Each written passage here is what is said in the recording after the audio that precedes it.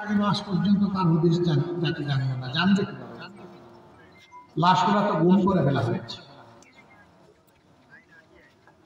সম্মানিত ভাইয়েরা, তারপরে আবার 21 সাল আবার হেফাজতের উপরে ক্র্যাকডাউন, হাজার হাজার আলেমকে জেলে নেওয়া হলো। 24 জন মানুষকে ব্রাহ্মণবাড়িয়া এবং চিটাগাঙ্গে খুন করা হলো। চিটাগাঙ্গে 4 জন, ব্রাহ্মণবাড়িয়া 20 জন। কি অপরাধ? তাদের অপরাধ, তারা কোরআন, তারা আল্লাহ, তারা মহান নবীর পক্ষে অবস্থান নিয়েছিলেন। এইভাবে কার্যত 90 ভাগ মুসলমানের দেশে মুসলমানরা বড় অসহায় ছিলেন এই সময়টা, পুরা 15.5 বছর। আপনি কোরআনের কথা বলতে পারবেন না, বাধা দেওয়া হবে। জুমার মসজিদে খুতবা দিতে পারবেন না, বাধা দেওয়া হবে। কিন্তু অন্যান্য সকল ধর্মের মানুষ তাদের পূর্ণ ধর্মীয় অধিকার ভোগ করবে, সেখানে কোনো বাধা দেওয়া হবে না।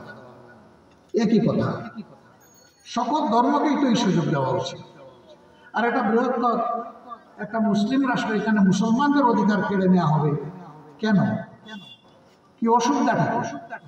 অসুবিধা একটাই, এই সমস্ত ওলামায়ে কেরাম বেঁচে থাকলে অন্যায়ের বিপক্ষে গর্জন করবেন, ন্যায়ের পক্ষ নেবেন। এটাই ছিল অসুবিধা।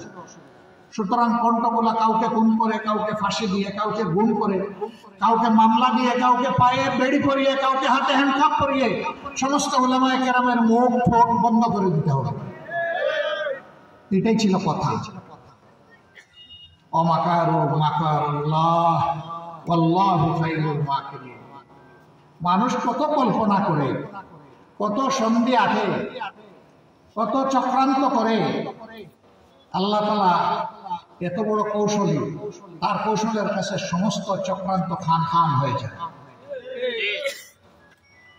তারা 3টা নির্বাচন করেছে, 14 সাল, 18 সাল, 24 সাল। কি নির্বাচন হয়েছে আপনারা দেখেছেন, আমি এগুলাতে যাচ্ছি না। নির্বাচনের জান কবজ করেছেন, জনগণ তাদের ভোট দিতে পারেনি, যুবকরা ভোটের অধিকার পায়নি।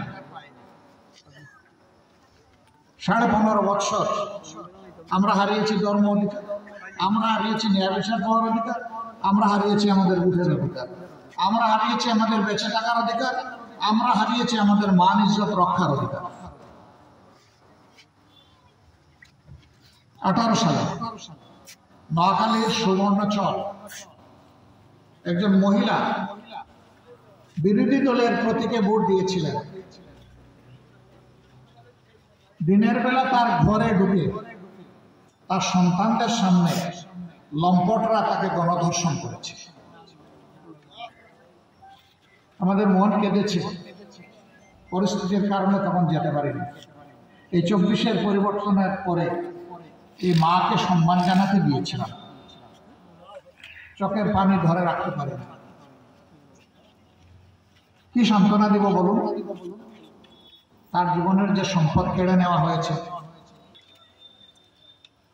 হ্যাঁ, বুঝলাম লম্পটরা জ্ঞান হারিয়ে বেহুশ হয়ে গিয়েছিল, পরবর্তী পর্যায়ে তাদের শাস্তির আওতায় আনা হলো না কেন? বরঞ্চ সেখানে গিয়ে শুনলাম তাদেরকে পুরস্কৃত করা হয়েছে। বড় দুঃখ, বড় লজ্জা, এমন একটা বাংলাদেশ তৈরি হয়ে গিয়েছে।